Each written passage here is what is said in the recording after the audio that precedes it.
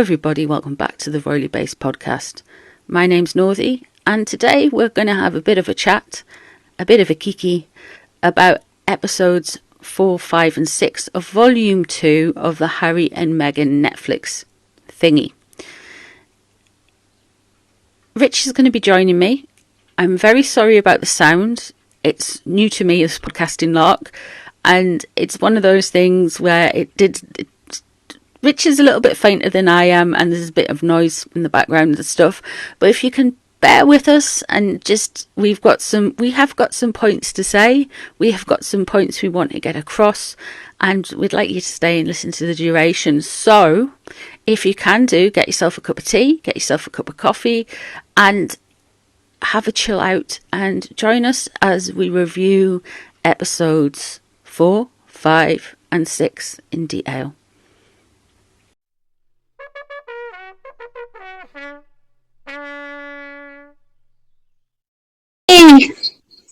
Two. So Richard's here with me now, and hi Richard! It's so nice to have you back. We're going to be talking a little bit about, the Netflix Harry and Meghan show, and I watched it recently, as you've all heard my little review of it, but I'm glad to know what did you think of it? You know what the interesting bit was? I have to say, whoever edited the trailers did a very good job, because it was very like, oh, there's going to be some big punches thrown in here, and oh, it's going to be like, because the first three were kind of quite bland and boring, and then the second three were supposed to be the explosive bits, the bits where they're going to get a bit dirty fighting, and it sort of felt a bit, you know, when somebody amps it up too much. Yeah, and it actually falls way flat, and I'm like, oh, this is nothing. You know, yeah. Like, it's like, you know, when the Mephisto bits where people are like, oh, I can't stand that person, they're so evil, and when you actually ask, well, what did they do? And it's nothing. It's like, they stole my favourite coffee cup. It was very much like that energy from it. You know what I mean?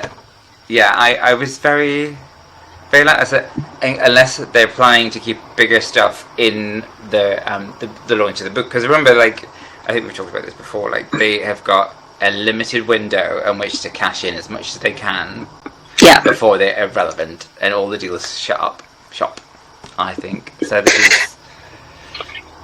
Do you think they're aware of that? Or do you just think they're just going to be perpetual? Do you think they're going to be perpetual victims, or do you think they're just going to be like, they are like uber aware of where they are in the celebrity sphere? I think they are very aware of where they are in the celebrity sphere. I think they know they've got it. I think they do know they've got a limited time to do something about it and to get their side across and rewrite their history. Which is weird, because they're so public that everybody's got their views and whatever, and I don't think there's... Everybody at this point understands it's spin, it's PR, it's like, because everything about them is being so public, it's been so in the main conversations, the rumours, everything else, it's like, the people that will... There'll be fans, and there'll be people who detract us, and I don't think this show, I'm not going to call it a documentary because it was very much not a documentary, this show was very much like, it's just a it was propaganda. That's essentially what it was. Yeah, it would have made Goebbels blush, wouldn't it? Yeah. Yeah, guys, this is much. Absolutely. Tone it down. but to be fair though, well, like, if you're putting out something and you'd absolutely want it to be more pro you, right? So, yeah, like, I totally get, like, if you're signing onto it. But now let's remember though that they have a very big part in how it's produced and what is shown. Yeah, they have actually already tried to distance themselves, saying it's not necessarily the way we'd have told it. But then they're executive producers. Yeah. Yeah.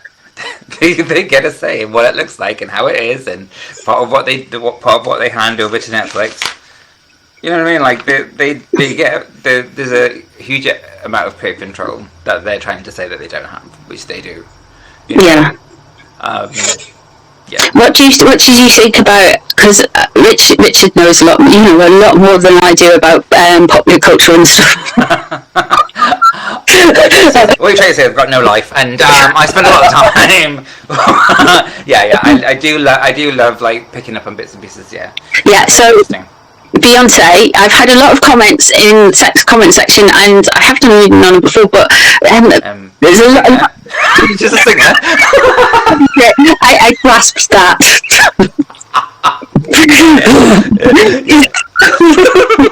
I know she's a pop star. I could name 1 or 2 of her hits, but that's it. Yeah.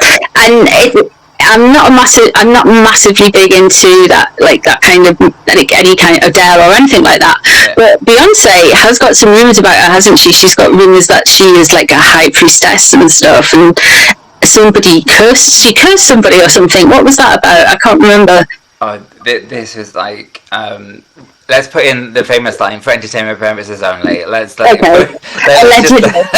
for entertainment purposes conspiracy theory. Conspiracy theory. There's been various little bits and pieces that like Illuminati, high priestess, that sort of stuff. And there was a drummer that said, I think it was a drummer or guitarist. It was somebody from her band that had said that Beyonce had texted her and like had deliberately done something, and it became a court case. I don't know what happened to the court case, but I knew it went as far as it went to court. So like, wow. One of the musicians. So like, there's something around that. So like, I think when the legal in America they can file for anything, right? So like, that's true. So let's be a bit more. I'm trying to put integrity there. Like, do you know what I mean? Like, so they could file for anything in America. So let's take that with a pinch of salt, what it is. But the fact that somebody who was part of their band entourage has turned around and said, "I want to sue you for this." So it's an interesting. I think that's cool. I like that. No, not the hexing bit, but I no, don't do that. But like the rest of it, I think that's really interesting. I think it gives somebody a bit more of the dimension. You know what I mean? Yeah. But everybody has their own beliefs and how it is and all the rest of it. So, but I think what's interesting is when that little nugget got released in the film. The show. Oh, right, back to yes, Beyonce and Harry and Meghan, yeah. Yeah. When Meghan read out what the text was and who it was from, I was a bit like, wow, I'm hoping that she got clearance to say it. I felt that was more of a personal message because it wasn't like Beyonce tweeted it. She read out the tweet. It was a message to her from her. Because we don't know. Yeah, do you think how stage managed do you think that was? Because I mean, it looked about as spontaneous as a dead dolphin. That was. It was almost like, and camera pans to Harry, then pans back. It was like, yeah. I mean, it's not live television. It's it would have been a bit more rubbier than what it was. I'm pretty convinced that was very much staged. Or even if she had it, she might have had that message from a while ago and then just made it appear like, you know, that I've got it there, because it was just seemed to be very much like, I did find a lot of what the show was about. I was equal parts like shocked and impressed. Impressed? Equal parts impressed. I did not know their story involved Grenfell fire. I thought, can I mention some? I would like to mention something about that. That woke me up in the middle of the night, and I went, "What did they just do?" There's a scene in the Netflix where you can see clearly it's footage that isn't allowed to be broadcast in Britain on main TV now. Yeah. It's not allowed, and it's when arms were coming out of the window of the fire, and it was just that, and I was just like, and I remember that from the night, and I'm thinking, and you've put it up now, and that, like all of that stuff got scrubbed from the media. It was on Twitter and stuff, but it's and I just found it like, that's somebody dying. And I'm surprised none of the media, or it's somebody who's frightened for their life. I'm really surprised that the Piers Morgans of the world, the Dan Ruttons of the world, the Talk TV hosts, none of that lot have picked up on it. And maybe it's because they don't want to bring attention to that scene again. But I was just like, wow. I mean, talk about a reach. Do you know what I mean? Like, talk about a reach. Well, the thing is, she did the cookbook, right? And it was actually the palace that got her in touch with the Grenfell kitchen to do the cookbook. It was organised through Kensington Palace, apparently. And they're claiming it was she was there on the ground. Yeah, really organic. Yeah. And she's spending a lot of time there. And, she's dedicated, and there are all these women, and we're all together. I'm like, I can... Right, well... Let me be real, right? Okay. Let me be real. I can understand someone's story and someone's struggle, right? And I understand when something's a propaganda, puff piece or whatever, because you just want totally one side of it, and I'm not going to even delve into anything else apart from how amazing, blah, blah, blah, blah. Like how they have, an album launch party, or they're only going to talk about a specific thing, and you know what you're getting into. It's just going to be this, it's not going to be anything else. But when people turn around and say, this is our full, real truth, this is my truth, if I heard the word my truth one more time, I would gonna go mental. It was just, you have to be able to acknowledge your own failings and what your part you've played in it. You can't just be entirely Teflon to any responsibility, and I didn't find any responsibility or accountability in the second half at all. I mean, it was touched on a little bit in terms of how he was with the, his poor choice of costume in the first half, but in the second half, it just seemed very much like childlike. It was so childlike in terms of, oh, I didn't know, and oh my goodness, there were these rotten people, and you've been in the entertainment industry. You know how it is. And Harry, you've been in this family, in the institution for years. People have come and gone. You've seen things. You've known things. You understand how it works.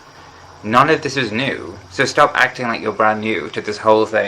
Well, you were just about to say the accountability about the Nazi uniform, and he did take accountability for that. But one of the things I want to mention as well, when you're talking about the Nazi uniform, he never mentioned his P-word incident. No, you didn't, and I think that was a missed opportunity, because if you're talking about this huge revelation and your personal development, and all of a sudden you saw all you could see something that you couldn't see before, and oh, okay, now I'm going to adapt myself. You look at all the different ways. You wouldn't just touch one thing. I mean, I think it was probably a bit OT that he was like, oh, I went and see a memorial and spoke to a rabbi and all that sort of stuff. I'm like, okay. You knew history books before that, right? I mean, you would have thought, but never mind. Moving on. So it's very much like that. I didn't. The parts around I just didn't. I felt there's a lot of conflicting stuff around the Great British public being this nasty, aggressive, racist lot of people. Bigots. Well, bigots. Yeah. I'm a bigot. Yeah. But I'm gonna put this out there. At the end of the day, I don't believe in all statements. That you can't brand all of us one thing and all of us another. Right? I don't believe in that.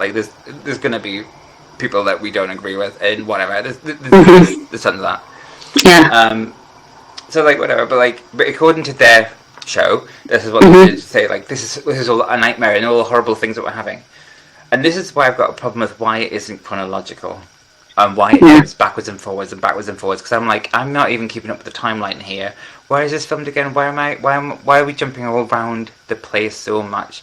And part of it is because you're now telling us in the second half that you were so popular and so well thought of. You were on the front pages and you were taking up things, and you're like, oh, I didn't mean to be on the front page. And well,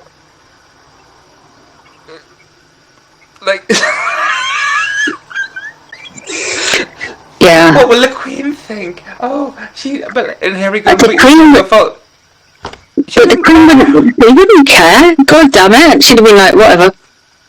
Yeah, like, she's done it for so long, she knows how it works. Like, these are people who know how it works and very cold and whatever, and he's trying to make it out that, you know, they were jealous, and, you know, this, that, them were doing so well, and whatever. And I do remember at the time, you know, when they did join, there was this huge thing of, like, because it was, you know, inclusivity and all that sort of stuff, and it sounded like it was going to be quite... Like, I really wish they had been what was advertised on the tin. I really wish they had been this couple that came in and wanted to bring change and wanted to sort of, like, work with an institution and just become with it and just develop it and grow and whatever.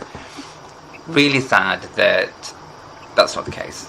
He's doing all the things that he said he's accusing others of doing. He's doing this tell-all interview while at the same time saying, but I've been forced to by them. And you haven't. There's no accountability there at all. Zero, zip, nada, nothing.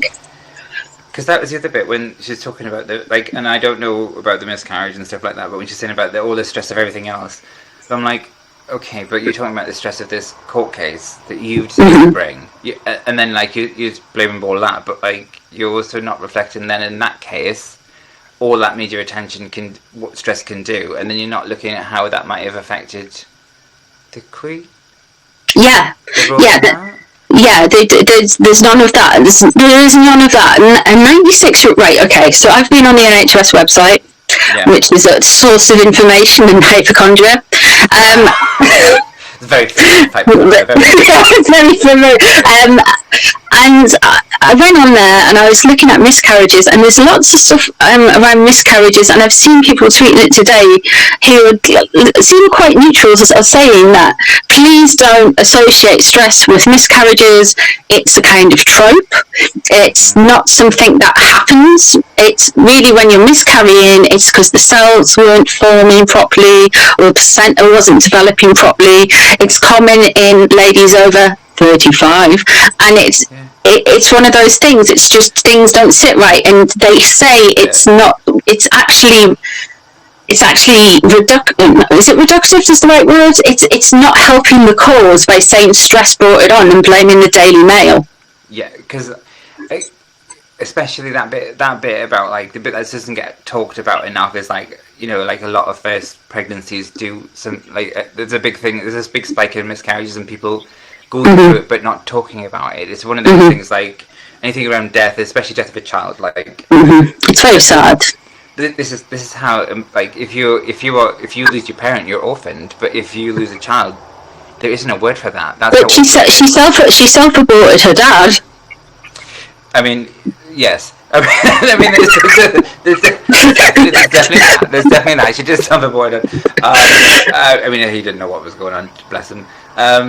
But I think, you know, like, not to take away from people who've had miscarriages and how devastating it is, and yes, there is a more high proportion than people think that first pregnancies don't go away, and I don't necessarily think it's about stress-related stuff, and I'm glad that people are still, because that must be so, like, as a first-time parent and going through all them things as your body's changing everything for the first time, that's a huge undertaking. It's a huge, like, shift in your being and everything like that. And what are we all like when we're going to do something in your life that you've never done before? It's stressful. It's nerve-wracking. It's because it's new. It's unknown. Yeah.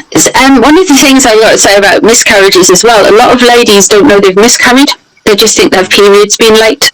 And stuff, and it's very painful. There was that, and there was things like if I've eaten salmon, I'll miscarry, and there's all these kind of, like, tropes and old wives' tales. Archetypes. No, they're not archetypes. You know what I mean? Tropes. But they going back to the day where it doesn't help. But one thing that has been proved, if an older person or somebody has stress, continued stress, it will affect their health, especially if they're in poor health. So, you know, that is something like stress and old people. It can quicken the decline. There's more of a link there, and I think if you're going, like, well, I mean, you're right though. It's like when they bring up these things, like, look at what this did, but you can't just sit there and, like, spout off on the hill. You have to turn around and go, and I can also appreciate how that would have impacted on the Queen. Or, like, do you remember, if they had said that, like, I would have been a bit more like, okay, you've got a bit more self-awareness of what's going on with you, and I'd be more likely to buy into what they're telling me, you know, like, because you're showing, like, a fairness in what it was. But it seemed to be very much like discussions around him going, I wish, you know, they deliberately wanted Meghan not there. You could have said you're not going to have the meeting unless she is there, like. So, and like the thing about maybe it's a Meghan problem. Maybe there's something that they don't necessarily want Meghan there, because maybe that would then open the door for Catherine has to be there and Camilla has to be there, and then it's a 7-person meeting, and you know, let's keep it cool. Let's just have the direct family there who are being born into the family rather than extended family. So I get why they did it. And she's just like, oh my God, they were talking about our future and I couldn't go. Well, yes and no. That was like when she said that, like, you know, how is it, you know, because there was that bit where she said, like, they're talking about what, yeah, I'm jumping backwards and forwards, and I'll go back, stick with this. The bit around like, oh, you know, they're discussing my life and making decisions, and I didn't have a seat at the table. I'm like, okay, but when you were signing into the institution, what do you think was going to happen?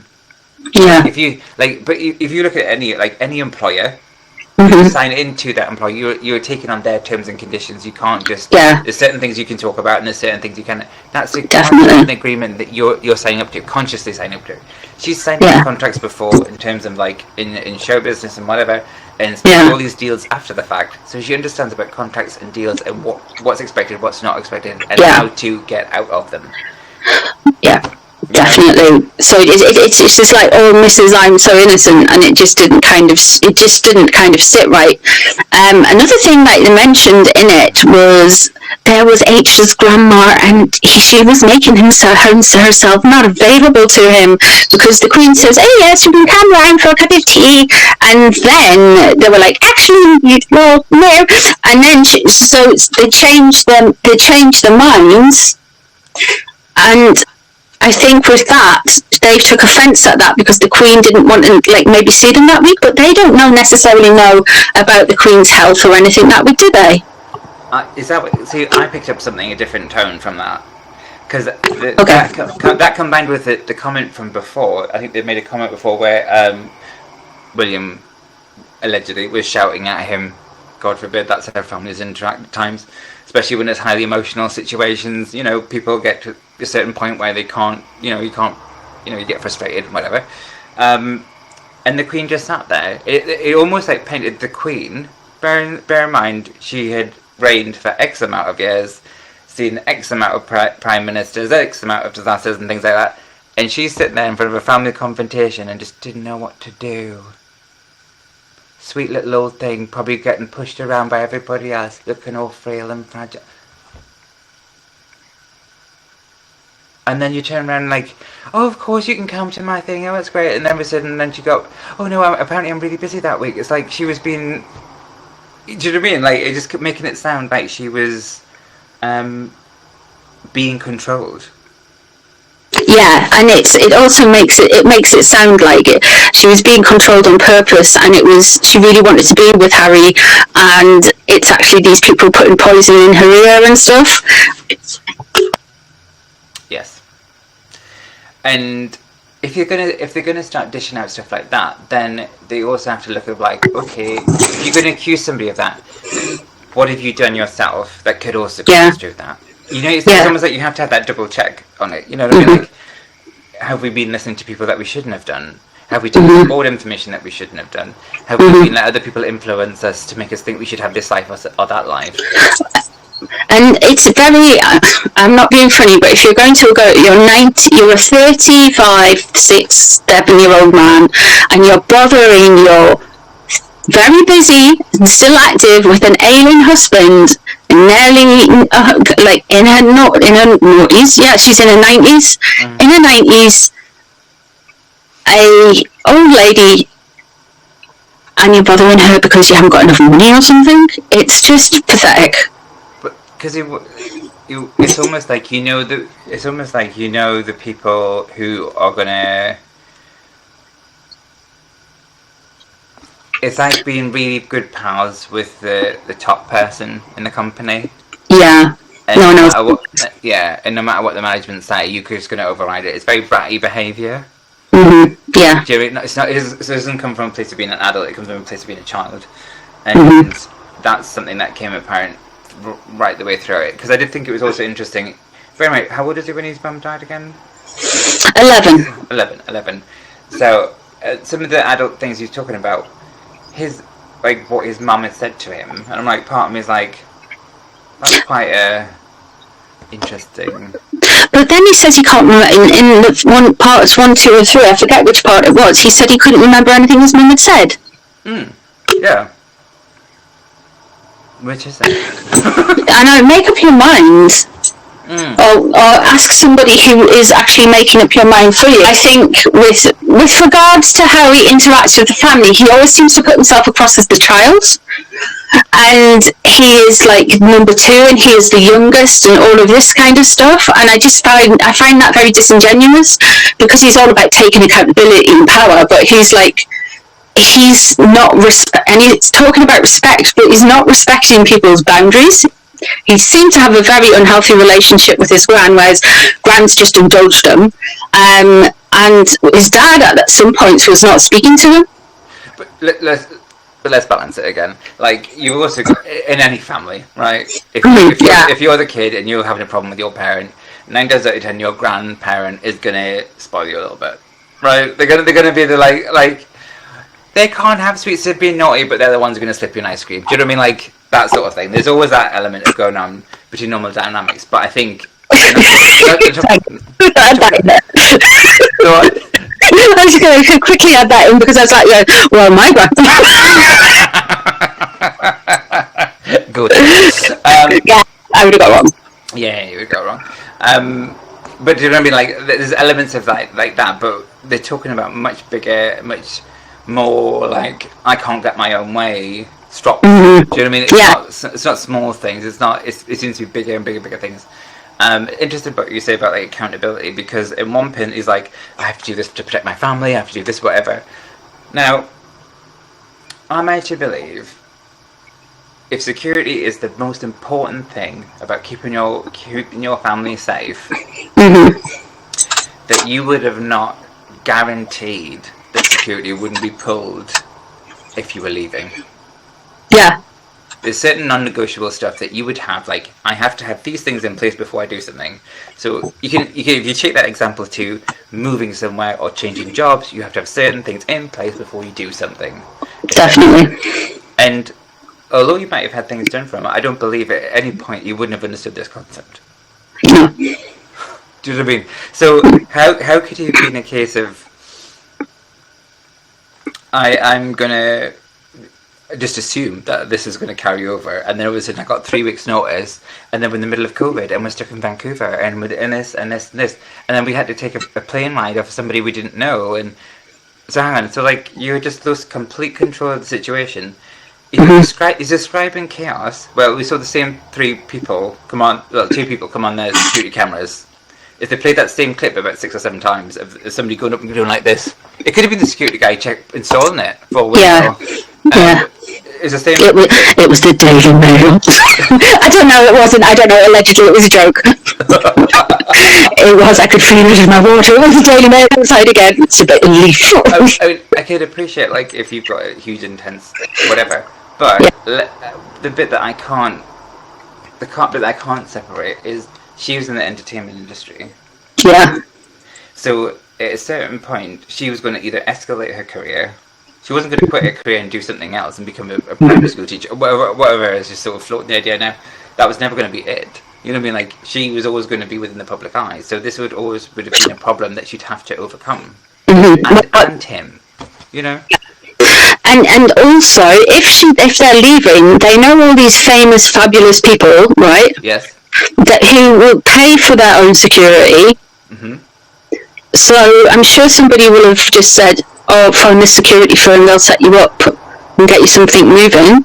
Right. And these aren't people who are skint. They were like, oh, we're waiting for some money to come through. They have money. Yeah, definitely. They had cash. They weren't skint in this in this mansion on an island and whatever. Like, they weren't without means. And it's almost like at some point you're meant to forget, like, oh, we just clothes on our back and our 13 suitcases. It was like, we call it freedom flight. Like, I thought, how arrogant. Freedom flight. Yeah, it sounds like something. Yeah, it sounds like something that happened to Nelson Mandela or something, isn't it? They're kind of conflating it. With refugees and stuff like that. Yeah. Imagine if you're watching that going, freedom flight. You're not fighting for your life. Like, you've got a bit of press intrusion in countries where the protection is different to the UK. Yeah, and also I've got to say that there's people who are like Dan Wootton, and I'm sure it's been like on Richard Eden, like some of the royal reporters, and I've turned around and said, well, actually, it was their office, and Meghan and Harry's people, that phoned up, told X, Y, and Z, and fed these stories to the press, and they're playing a game here. But see what they've already started to do though? Is this part of what they were threading through? Because we had to share one joint office. So it automatically going, you can't just assume it was from one person because we shared something. Yeah, definitely. Do you know what I mean? There's all this sort of like, oh, and you know, if one person was not doing well, you throw the other person under the bus for a bit.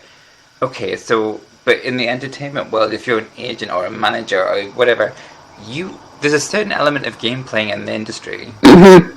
There's a certain element of like taking one for the team or doing your bit or doing something to take the heat off someone else. Like, I can't believe that again, that back to that sort of like feigned naivety, but yeah, she was an industrious activist and she's go get her, and I'm gonna fight truth to power. Mm-hmm. I was like, wow, yeah, that's a mighty big swing. Yeah, I just find it like this.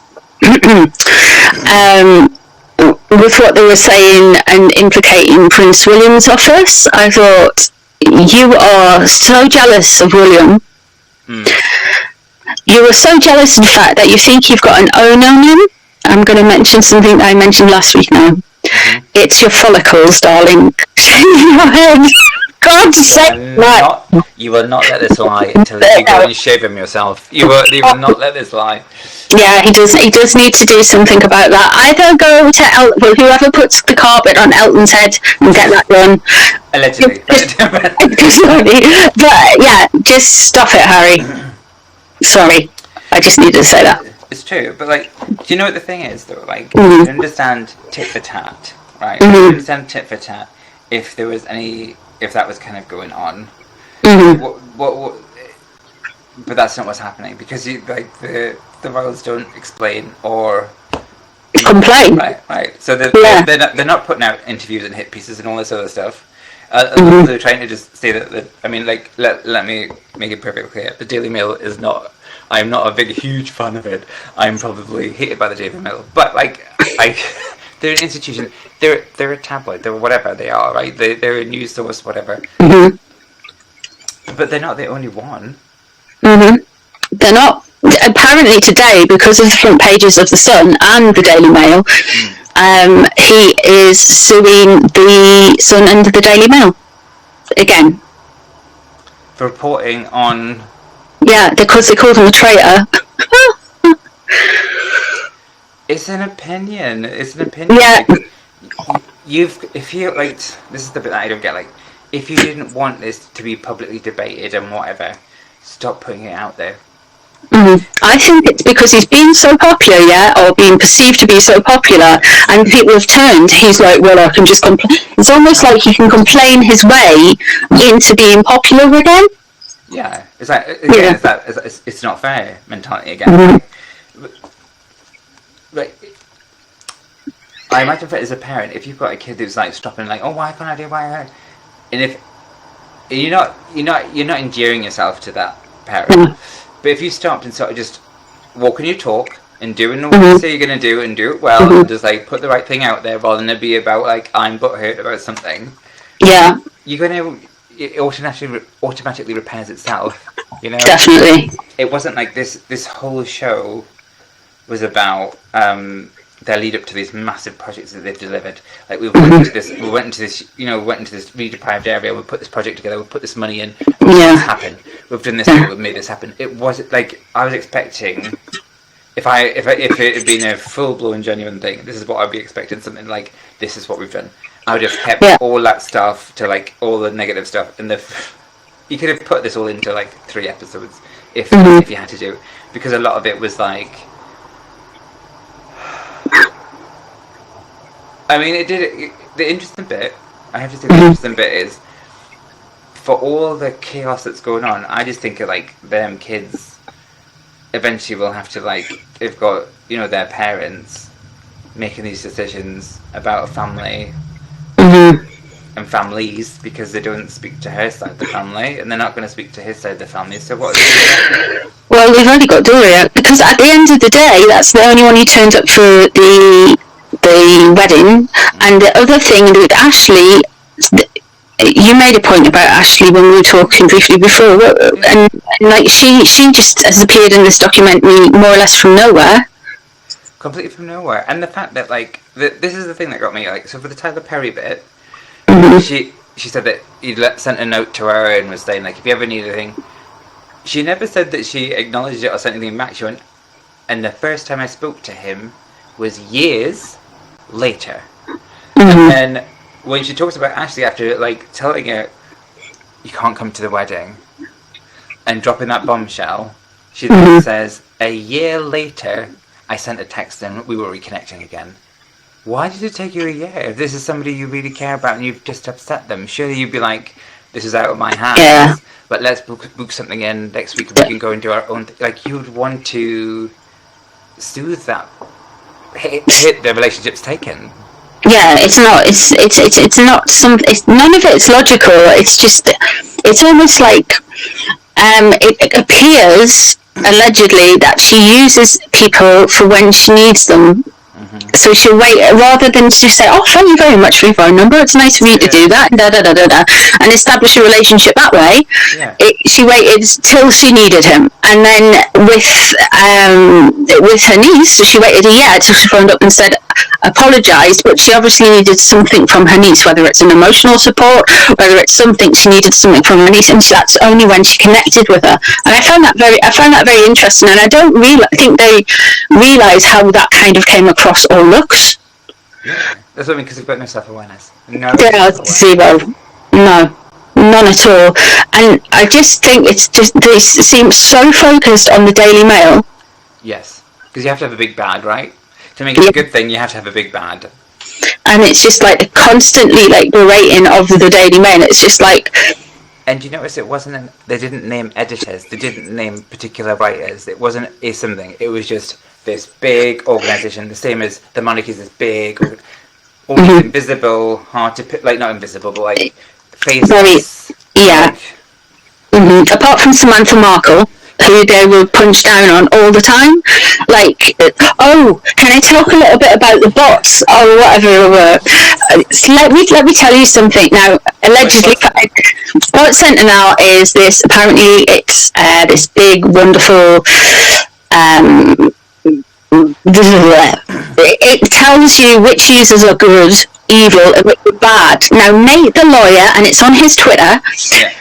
Actually tested this because there's a bloke called Christopher Boozy who was in the documentary, and Nate the lawyer, there was this guy who was spouting anti-Semitic rubbish, had a Nazi swastika in his profile picture on Twitter, and was saying the homophobic slur with the F. Everything. And he put it through the Bot Sentinel app or whatever it is, website, and it came out as a good user, very good user, reliable, trustworthy. So Bot Sentinel is designed to work out if something's a faker or not. Because I think somebody who's a good user or an evil user, basically. And they were used in the Amber Heard trial, which was just kind of glossed over. Apparently, they've got a 97% accuracy rating in the in the old what they do. So they can 97% of the time they will accurately tell you if a user is trustworthy or not, good or not, somebody who's spout hateful rhetoric or whatever. And he said that in the interview there was like 55 accounts causing 70 million impressions or something. Yeah. Well done. Can we pause that for a second? Because I think it's about 80 odd individuals was causing all these millions of interactions, all the hit. I'm like, is this a missed opportunity? And Samantha Markle was the mega mind behind it all. Yeah, but apparently Twitter actually looked into the accounts. There was 55 accounts, actually. It was 55, okay, yeah. 55 accounts. They terminated 3 of them who were bad users. They checked all the others and said they were good. There were human interactions. There were people using it. They didn't find any hateful content. And Nate, the lawyer, worked it out that his accuracy rate is, can I have a drum roll? 7%. Now that's on the stream from Nate the lawyer. So if you want to go allegedly, it's on his. Go and have a look at it, and that's what he's saying. But this was the guy who was saying all of these things. Now, from the stills that you could see, you could figure out which users it were. There's a YouTuber called Meghan's Mole who's quite funny, and there's a YouTuber called According to Taz as well. And it was their tweets that they used, but underneath they hadn't blurred out like the channel name and stuff because they were linking the tweets. And I thought, you know what it is? You could tell from the profile picture who it was as well. And I was just like, bye. You're basically trying to get people to target them. Yeah. And it was saying like these were saying like according to Taz is just it's just and then he said all the women there was in the 40s white, yes, Caucasian and all this stuff, and I just thought, no, you can't say things like that, man. It's like profiling people. It's really bad.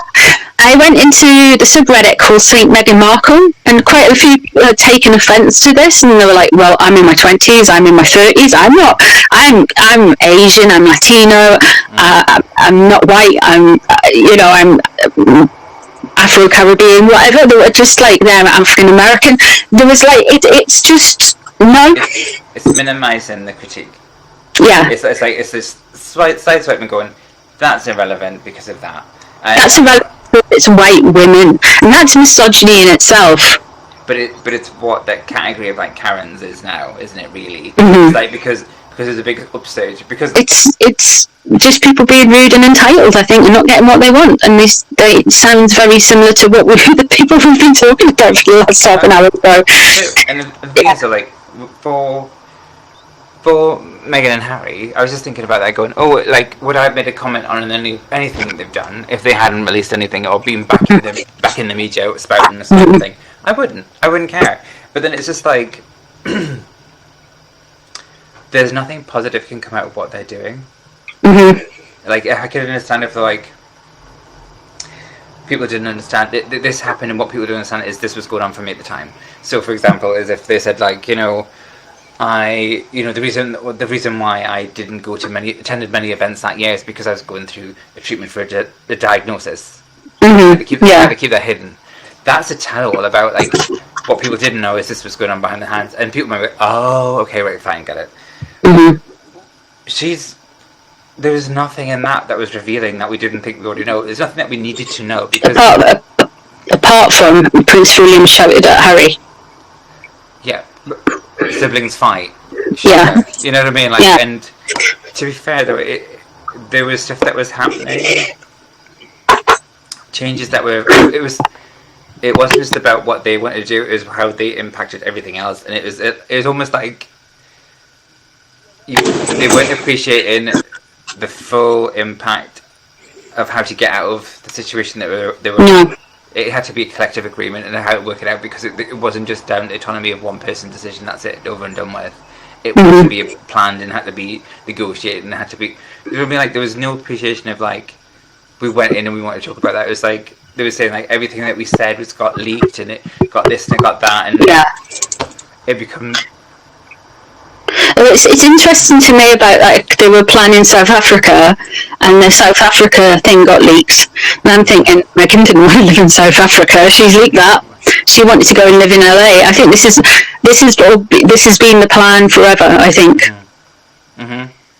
Even when they got down to, like, the poor squalor living thing in 2-bedroom cottage in Kensington Palace, and Oprah went in and went, really, no one would believe it. I'm like, it's Kensington, it's you can't, like, square footage in London. The royal family could rent that out and make a tidy summer month. I'm sorry, like, they had to make do with this private residence on an estate. I mean, like, do you know what I mean? Like,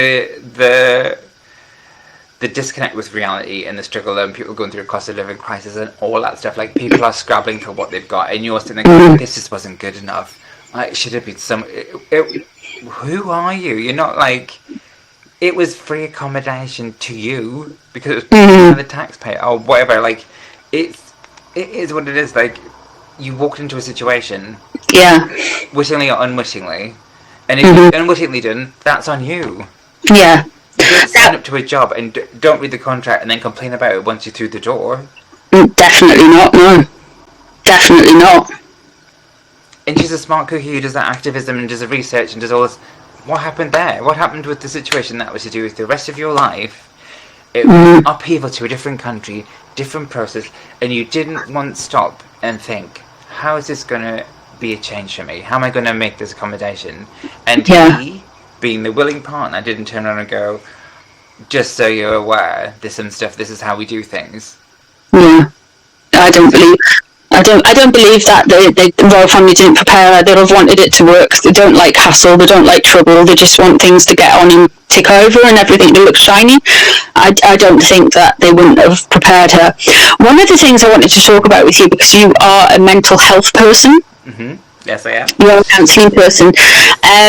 For the American audience, and maybe it'll help some of the people in the UK and Australia as well understand what provisions we have over here for mental health with regards to the private sector, which they will have had access to. What kind of things can you get in London?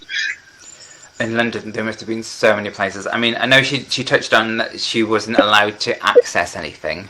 She said she wasn't allowed to access. Actually, she talked about a specific thing. She wasn't allowed to access a specific thing. So it doesn't sound like she went through a range of options and was denied all of them. It just sounded like she wanted to do one particular thing and she was told no. What would you say, because she was exhibiting at the time, she's saying she was exhibiting suicidal ideation, like she was wanting to do it. So, as a mental health professional, what would you do if somebody came to you with that?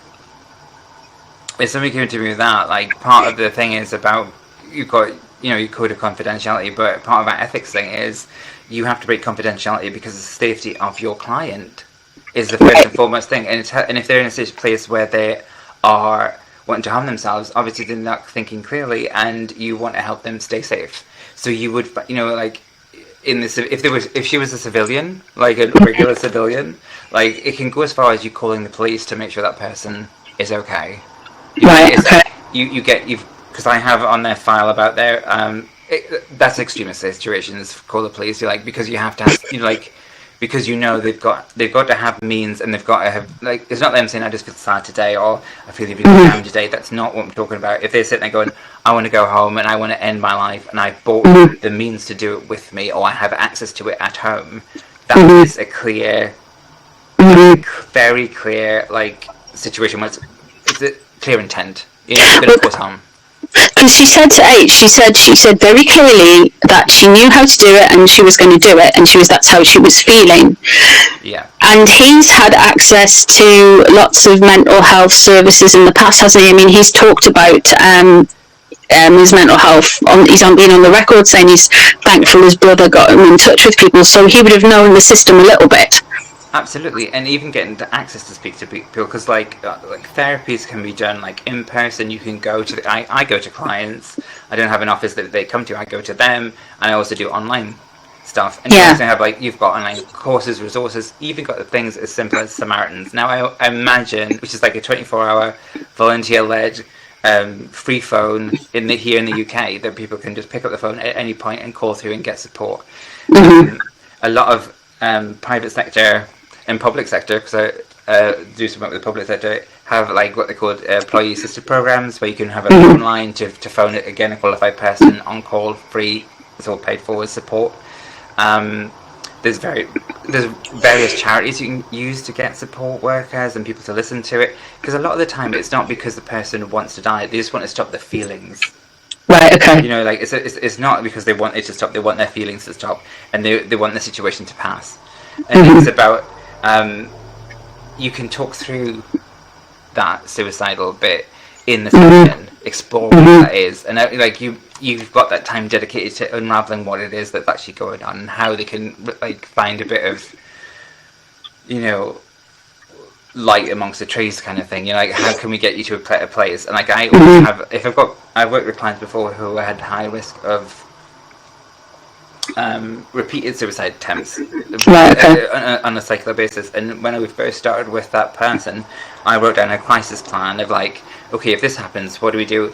Checking their medication, who have you got as emergency support, who's the best person, who else do you work with? You have to have a clear idea, because the worst thing, if someone's going through a suicidal period, or like being in a huge state of that, and you're really down and you started to talk about that, the next thing you're going to have additional anxiety about how that person's going to deal with it.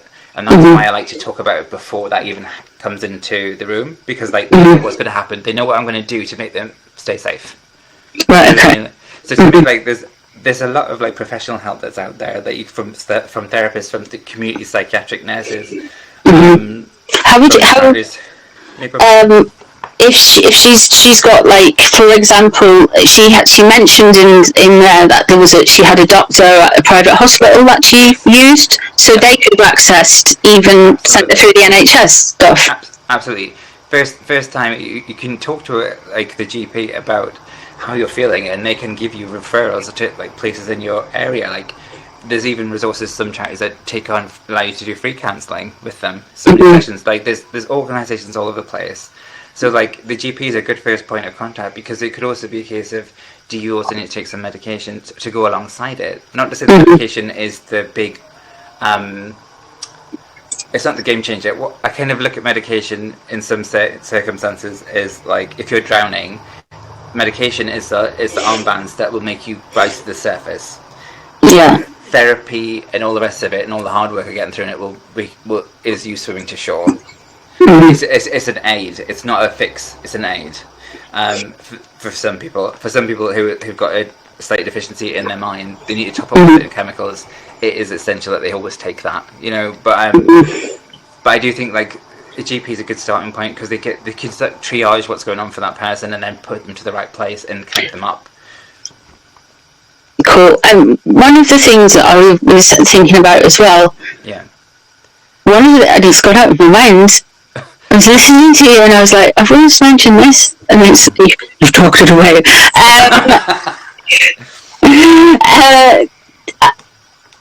So it's basically she would have had all of that. She would have had access to it if she wanted it. Yes, absolutely. Like, because the big takeaway is like, regardless of anything else, the doctor's got a duty of care. A therapist has got a duty of care. Like, we have duties of care. We can't just like.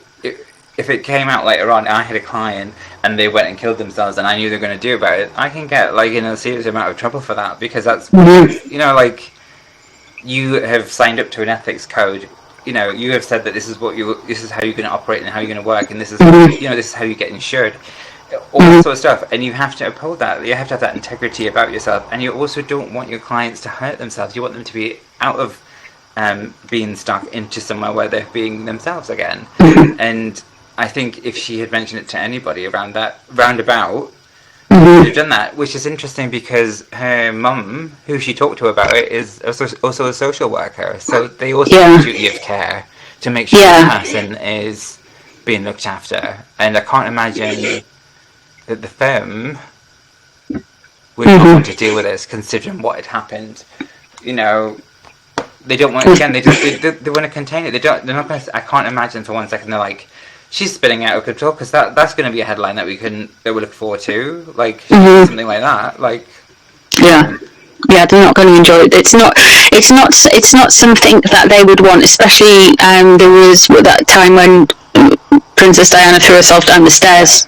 Yeah, so it's very difficult, and they do have. I'm sure they would have had people there, and it goes back down to me. If she's a stranger in a country and she doesn't necessarily know maybe the routes to access it, this is Harry in a way. I don't know why didn't Harry help her, and then I get so many more questions, and I get past this kind of mental health bit, and I'm starting to think, because nothing adds up, I start to think, well, are they just saying this now? Do you know what I mean? And that is where I'm not dismissing her mental health problems, because it doesn't add up. I start to say, well, there's this, there's that, there's this, there's that, and try and kind of problem solve it in my head, and then it just doesn't make sense. Especially when they're ambassadors, especially when you think about mental health is a big thing for them. They were talking about it a lot before it came around. It's been a big spike, especially around people's mental health in general, especially because of COVID. It's been highlighted. It's a key point.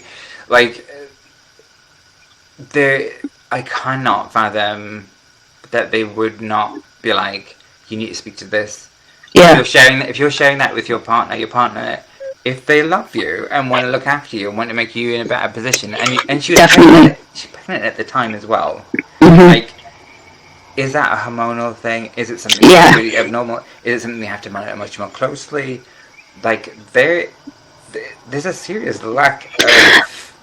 Yeah, and I'm thinking with pregnancy, especially because she's like an older lady when she's been pregnant, it comes with different risks, and one of them is like there's gestational diabetes, there's all kinds of things, and diabetes can actually change people's tempers and moods, and other things can change it. So she should have at least went and been checked out and mentioned it to her midwife, mentioned it to her doctor or something. And it's just, stuff doesn't add up, Rich.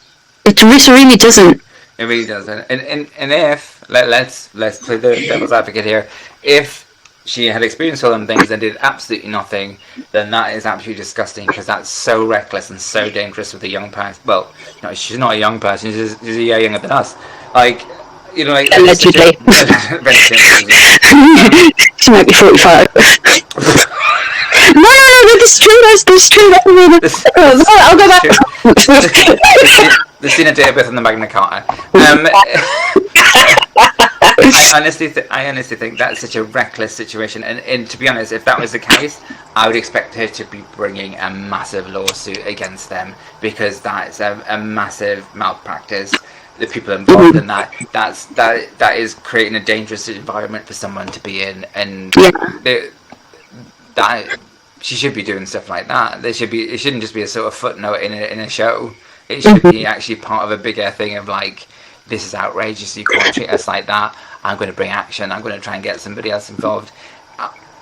Advocate for change, because if it's, you know, that's what I experienced, but God knows I don't want my son or daughter to do it. I don't want to see my nieces and nephews, whether she's speaking on terms of them or not, she's just left them in that environment.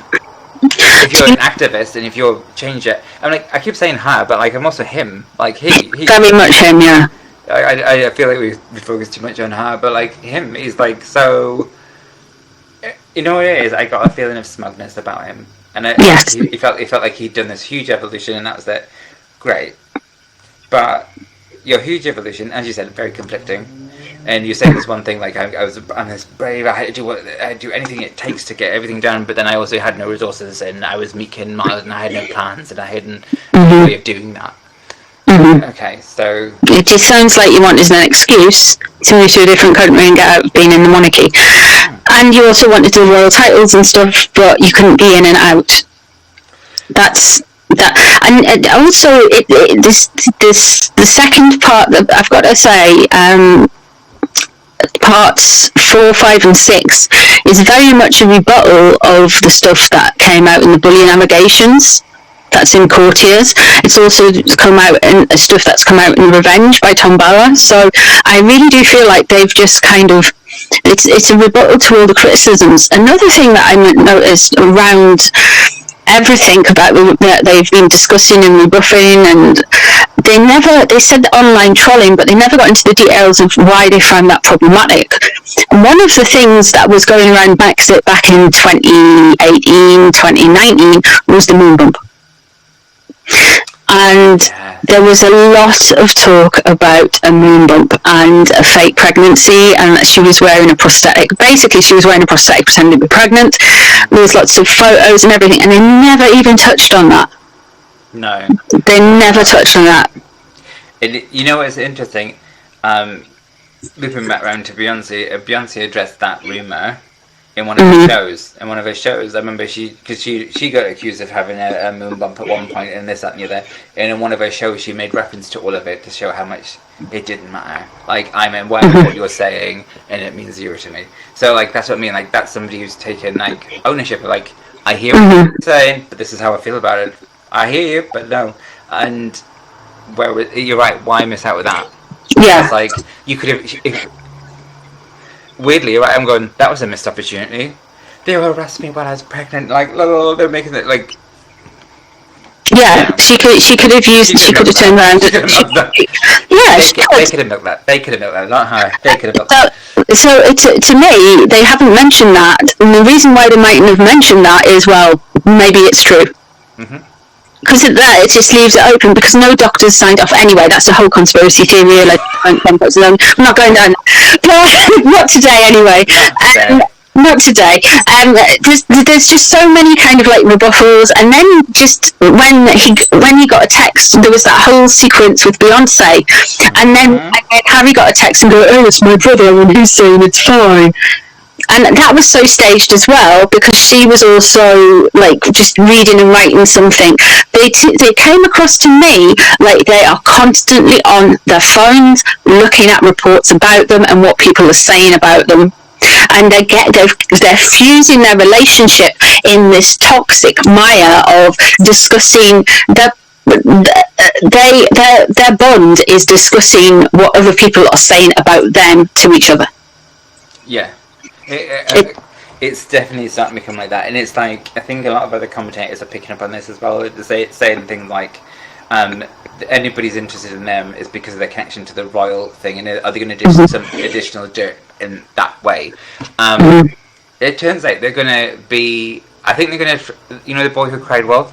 They're going to psych out the audience and punt as much as they can and milk it for as far as it'll go to realise they've got nothing. There's nothing behind the curtain, and that'll be that. Because as soon as they, like, if they stop mentioning the royal bit... Yeah, I wouldn't be talking about it. No, I wouldn't be talking about them. We wouldn't be talking about them on a Friday night. No. Yeah. Because, like, they'd be off doing their thing and they're doing whatever they're talking about, and the focus will be on the work that they're doing, they're allegedly doing. Like, yeah. What could have been good... I'm going to give them some free advice now, they're not like it, but what would have been good is they just went out there, and if they wanted to do a documentary on them, not mention any of the royals, not mention any of the papers, not mention anything like that, and just say, this is our home, this is our life, this is what we're doing, la da da da da. And if they just went and got on with all of that stuff, everyone would just wish them well and just not pay any attention to it. But because they seem to be constantly on the attack, they release things at the same time as the royal family. There's like with the Earthshot Prize, when they were doing the Earthshot Prize, they dropped a trailer for Netflix, and there's all this kind of stuff, and it seems like they're conflicting courts, and it just, if they stopped and just went, the sad thing is, if they stopped doing it and just focused on their charitable stuff and went off into the sunset, then people would maybe warm to them more. But at the minute, I feel like they're actually making people not like them. Absolutely. Like, if they would have made a better decision if they turned themselves into a version of the Kardashian sort of style reality show. This is however many episodes of whatever, them doing their stuff around their life, doing whatever it is, and people could then whatever. It was a mess. It was a mess. I think the only selling point they had with Netflix was we've got this. We're going to dish some dirt. It's like almost like we're going to dish some really closed door stuff, and they haven't done that. We're going to get some people who are hard left activists, and they're going to talk about Britain, and that's not balanced. And then we're going to get this one guy who's got this website that gears up to whatever his clients want. He's worked with Amber Heard, blah blah blah blah blah, and we know how she went. And all of these people and all of this stuff, and it's just like. Well, it just doesn't make you warm to them. It just does not make you warm to them. No. Like let's be fair. Like, I didn't realise that we also got a bonus bit, which was the history lesson in the first 3. I mean, I learned like a lot about colonialism and how it worked, and obviously about all that sort of stuff. So that was an interesting bit. And then the second bit, I didn't realise that Grenfell was part of their love story. Are you being sarcastic about the colonialism? A little bit, yeah. I was like, that's really amazing. You give us a free history lesson along that, and now you co-opted the Grenfell fire as part of your love story, and you've now and also co-opted the funeral and stuff like that. I'm like, wow. Can you imagine if it was the roles reversed and we had a member of America had a royal family and we had a mixed race person go over there and they came back to Britain and they're like, say, well, there was the KKK and there was lynchings and there was this, there was that. It's outrageous, absolutely outrageous. It's terrible that it's weaponising the past to make a point in the present, and it's like, it's the sins of the father, isn't it? I mean, do you know what it is? It's because it's not coming from an adult place. It's coming from a child place. It's what I'm thinking. Like, I do believe in, like, you have to address, like, you have to remember the past in order to not make the same mistakes. The quote is much better, and it's said. But that's what I think. I do believe that. But if you put through an adult lens, and I felt it was very much like. Again, it was just. Do you think he's leaving his major tell-all bits for his book? I think every bit that they release is another push to see how far they can take it. They know that when they release the big stuff, that's their biggest payday. Do you think they're going to go full David Icke and say, well, actually, the Queen was a lizard? I think they might do that in 20 years' time when they've run out of things to say. They might come back and go, by the way, all of it was a sham. They are lizard people. How do you think this is going to end? I think this is going to... Well, I feel quite sad because in terms of family dynamics, they've isolated one side of the family. They've got... Well, like her paternal side, she's isolated them. She's got a bit of the maternal side. He has got... I mean, I don't know how well he gets on with his maternal side, like the Spencers. I don't know how well he gets on with them. They're never mentioned at any point, which is interesting. And then he's going to isolate himself from the femme, and I'm like, it's a shame that you are shutting down all of these networks and connections. Definitely. Especially if you say, like, you were so close and stuff like that. And I know every family relationship and dynamic is different. And if you feel like a person's toxic, maybe you have to cut them out. I understand that. But, yeah, I just think it's a bit of a shame that you're striving for something. Striving for an apology, striving to be right, striving to be seen, striving to be, like, whatever it is. It's almost like, earn it. Earn it. Do the work, earn it. Don't just keep demanding it. Do the work, earn it. Just, do you know what I mean? Like, do the work, earn it, get it. Make it be about being happy. Be about these things that you've overcome. Because whatever problems you are facing, people in the world who don't have access to the things that you do are facing their own set of problems. And you've seen them. He has seen them when he's done tours, when he's done things in the army, when he's done stuff around, like, he's seen poverty and seen places, and he's how much he's engaged with it. You understand that people's lives are very different. I think they're going to isolate themselves from everything, and then they're going to be left just to fight with themselves. I think this is what's going to happen. This is the story of how it all ends, in my opinion. Okay. We'll give it some time. They keep doing the truth bombs and dropping bombs. This is going to go on for a few years. Yeah. And it'll get to a point where there's either a tragedy or or this happens. Well, because there's only 3 of them right now. There's Doria, there's Meghan, and there's Harry, it seems. And there are the close people. Now, Meghan has already aborted a parent. I don't know if she will abort Doria. No. Because, yeah. And I think she will get Doria to say, and Harry to say, to go against Harry, and eventually Doria and Meghan will be like, oh my god, he was a nightmare, we tried to make things work, but it was really him, and I was the pure one, and Harry was just absolutely thingy, and she is going to do the same thing that she's done to the royal family to Harry, and he's just going to have to suck it all up, because everyone's just going to be like, we told you. Now, I don't think he's any more innocent than Meghan. I don't think that at all. But I do think that he doesn't realise what he's into. I don't think he'll cheat or anything like that, but I think she'll get sick and she'll want out and she'll want something else to go on to, a new project, whatever, because she churns and churns and goes through projects,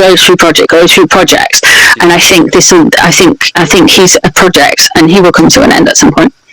Because you can't, people not knowing themselves well enough and feeling happiness and that stillness and finding that contentment. It's like they're constantly searching for something to be content about, and they just can't find it. They can't settle. Yeah, and she doesn't need him anymore, because she's got that link to the royal family. She's got a link to that status because she's got the kids. Yeah. At end of day, however the kids arrived, she's got those kids, and they are Princess Diana's grandchildren, and that's it. She's got a legacy, so she doesn't need them. That's it. That's how it's going to end, guys. The harbinger of doom has spoken. But we'll keep following them and documenting them and going through it all until that happens. But I think that's how series 1 of the Harry's Love Life ends, and we'll get.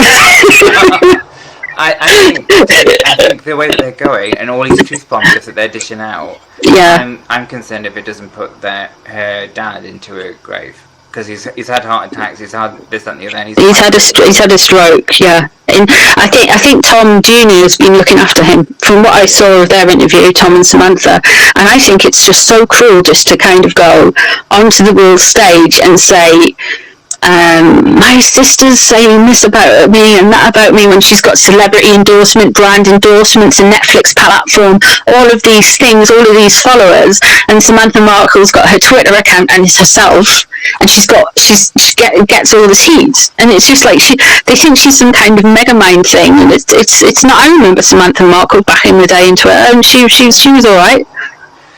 But at the end of the day, like you've got a very big shift difference, a David Goliath situation. You're mega thing. You can suck it up. You're in a mega privileged position. You can you in whatever industry you're going to be in. You can, especially at that level, you're going to have a certain amount of detractors that some people might come from within your own family. Yeah. Other celebrities deal with it. Yeah. It's part of I mean, look at the Clintons. They will probably be very well aware that they link to Pizzagate or whatever it is, and all of that stuff. Allegedly, for an intended person, of course, and they're linked to. Oh my god, they've got all this stuff attached to them. Edit that. I want to live. I want to live. Damn it. But they've got all of that stuff attached to them, and you never see a Netflix documentary. This is Hillary Clinton, and this is her rebuffing the coolest. And it's like, the other side when he corked it. You know what I mean? It's just that. You don't get that. Barack Obama. I mean, poor Michelle Obama has been called all kinds of things, and she's been misgendered, and you don't get her going, I'm going to set the record straight here, guys. Drop in my trousers. Here we go. Look, I'm a woman. You don't get it. And they would have had so many death threats and things like that as well. Like, they would have dealt with it. Like, I see, that's the thing. Like, if they turn, because they've been quiet and they've just taken on board what they've had to take on board because it's part of the job and whatever. If they came out and said, like, this is what it's been like for us at the White House, I would feel like that's coming from an adult place, and that's coming from, like, do you know what I mean? It wouldn't be too. Well, I was told I was argumentative, or I lost my patience with some people, and they thought I've got an attitude problem.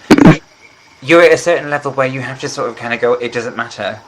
Yeah, you're right. They've got protection. I mean, it's kind of like because that disappeared around the houses. The protection thing, they had it. It was cut away. 3 weeks' notice. They got shipped to somewhere else, and then all of a sudden they didn't have a problem with protection anymore. Well, yeah, they were still getting money off Charles then, and allegedly, and also, according to John Barrow or something, I don't remember. But the whole point of this was like they're suing. They're like, oh, we're still innocent, and yeah, but we're also suing the government of the United Kingdom because we want to have the security, and it's just not. It just doesn't make sense. Why are you suing the government? I'm like, I'm such a shy and retiring person. Well, I've got to sue the government because I want something. It's just they can afford. It's like that they can afford. That's the thing. Is like they're not somebody who's been messed around on benefits and had something that's going to make them actually choose between eating or heating the house. Do you know what I mean? Like it's not that. It's not because they've been put through the inhumane process of that bloody ATOS thing for disabled people. That was disgraceful. Yeah. It's not like that. It's something that we can afford, but we choose that. But we're going to argue the toss over it. Why? Yeah. You're not even in this country anymore. Why? Yeah. Exactly. Yeah, they still want the protection. It is actually ridiculous, Rich. It's just absolutely just not. They are so detached from reality and everything. If they just focused on their kids and got off the computer, they should know how kids have screen time. They need to not have screen time. Yeah, no screen time. And if they think Twitter comments are bad, and if they think YouTube is bad, and if they think Facebook comments are bad, have they ever been on a website called Kiwi Farms? Because, like, or a blind gossip website. I mean, come on. There is so much other stuff on the net than some dodgy tweets from your sister. But what are they teaching their kids on how to deal with conflict? If someone misrepresents you, you create a documentary, you set the record straight. It doesn't matter. If that person doesn't affect your life, it doesn't matter. Mm-hmm. Do you know what I mean? Like, it doesn't matter. I mean, they keep saying it affected this, affected that. It doesn't matter. You choose to put yourself out there. You can also choose to pull away. There's plenty of people who do that. The thing is, if you just shut up, it tends to go away. Yeah, it'll be a better story. Mm-hmm. Yeah. But if you start dropping things around every time Catherine does something, or William does something, or there's some kind of venture with the royal family, then people are going to notice and see you're in conflicting, and they're going to talk about you. But they are going to have. I keep saying that they are going to have to deal with this as an ongoing problem because they want to be activists, advocates. That's part of the. If they're going to be that level of profile to make a difference, this is a problem they will have forever. Yeah. Can you see them both coming back to the UK? No.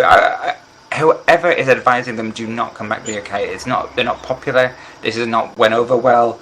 It's not done what I think they're expecting it to do. They're going to release that book. I would be staying away for Christmas and beyond. Do you think they'll come to the coronation? I think if they're smart, they won't. Yeah. But they're doomed. And that's not because I don't think there's a threat to them, but I think they'll get bad press and will get booed. They're doomed. But whatever way they go, they're doomed. If they turn up, they're like, I can't believe they turned up, and I can't believe that how can they've made the day about them, that kind of thing. If they don't turn up, it's like, how can they feel so superior that they'll not. That they can't be bothered to turn up for it. Do you know what I mean? Like, so. I think King Charles will invite them because he's doing the whole Christian thing. Do you know what I mean? Like the kind of love and live and blah, blah, blah. I'm like, oh, No, you take a flamethrower to the wasps. You don't give them more honey. You know what I mean? It's just, and that is what they're doing. They will just use it as more grievance, more poor me. It'll just enable them. When you're dealing with a narcissist, it's no contact ever again, and you cut them off. Yeah, it's because you connect. There's a certain point where it's like, if you feel that there's got to be an equal chance that you can have a reasonable discussion with somebody, and then you can change your opinion or find common ground. When you're dealing with somebody who's completely unreasonable, you are, no matter how clearly you lay it out, they are choosing not to understand you. Yeah. And they will continue to do that till they lose breath in their body. They will never do it because nothing's about you; it's about them. Yeah, definitely. Yeah, they are proactively being a detractor. Yeah, and it's sad in a way. It's like you've been given you've got this great situation. You've said that you found the person that you love the most. You've got a wonderful family. You're talking about like staying away from out of the limelight and having that bit of privacy, bit of peace. Turn the cameras off. Definitely. If you want that life, I'm sure you can have it because you're saying that America's where it can give it to you. And like, go and be happy. I don't think anybody wants them to not be happy. I'm just like, just go away. Just go away and do Just stop poking the bear. Just stop going and like it's a Netflix global event. I'm like, oh, really? Just really trying to. There was actually somebody, I forget where it's from, and I'm not being rude. It's just there's been that many stories this week. But one of the Commonwealth countries that's just joined was like offended. Because like it's not Empire 2.0, they were like, we chose to join because we wanted this, that, and the other. So it's like it's not about that. Oh, it's just they've just done themselves. Anyway, I think we'll leave it there. but it's like, you know, like, I'm sure you were saying before, like before they left, they were representing the Commonwealth, and they obviously didn't think it was Empire 2.0 at that time. You know, like, if there's something there and it's doing some good or people are benefiting from it in some way, why burn it down? Yeah. Knox. Yeah. I mean, like, I'm fully admitting I don't know the full ins and outs of everything. It's just what I can see from the surface, and this is my impressions that I'm getting. So I'm just going to be balanced and say that bit. But, you know what I mean? I don't... yeah. There's definitely... They're definitely a couple who can't find contentment. Trauma bonded. Yeah, trauma bonded. Can't find contentment in themselves or each other, and it's a shame. And I feel like for anybody who is experiencing that, because one last thing though, did you see the meditation they were doing? And they were like, they were like saying, and you know you're not what's written about you in the press. And they were doing this meditation, this like guided meditation from their therapist or whatever, and I was just like, you guys are so trauma bonded into each another's drama, you choose to engage with it, and this is what keeps your relationship going. Part of it is like, take some time out of this spot. Like we've seen big stars who've been through a troubling time or got involved in whatever, and they take some time out to get themselves together. This is what I think they need to do. Take some time out, get yourselves together, get yourself through therapy, come to a place of balance and good, and then see what you want to put out there.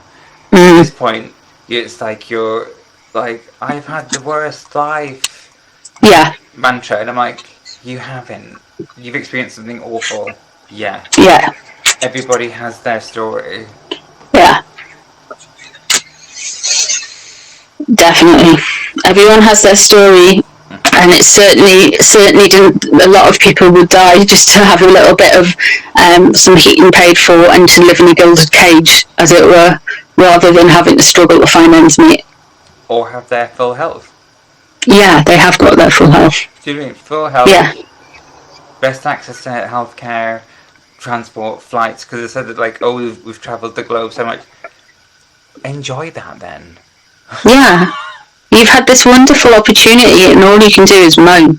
And I think that's what's so tiring. And I think that's what everyone finds so difficult with it. Because it just seems, the excuses seem trivial. it seems overblown. It doesn't seem coming from a sincere place. And when you start saying, well, when you start and not picking it apart, you start kind of like saying, problem solve, what would I do in that situation? You kind of problem solve your way out of it and go, well, why couldn't I do that? And it's just opened up more questions and more holes in the story, this whole document, I feel. But surely it's a good documentarian, the people making it, which they were part of that process. Surely that some of the critical questions would be, but what else could you have done and you didn't have access to? Or what is it you tried and it wasn't help? You're like, do you know what I mean? Like, you have to have that balance inside, and there just wasn't that bit. And if you're putting something out there, you're right, completely right to put a critical eye over it. You're not allowed to do that because they're putting it available for people to do that, because they're saying this is all the information that you need to have a balanced idea of where we're coming from. Okay, but if we could start picking stuff in it, like it should answer more questions than it generates. Yeah. You know, that's what I feel like. If it leaves you more confused, maybe it wasn't search. If ands and buts equals no. Equals a goddamn no. Definitely. It's a no. It's a no from us. We don't believe it. No, Harry and Meghan. No. And yeah. All right then. Cool. Right. Thank you very much, Rich. Thank you for having me. You're very welcome. Come back anytime. I'm sure we'll link up over the release of Spare. Yes. Very excited for that. Yeah, I'm sure we'll have a few chats around that, because that's coming up. But thank you very much for being here, and yeah, thanks, Rich. Thank you. Bye. Bye.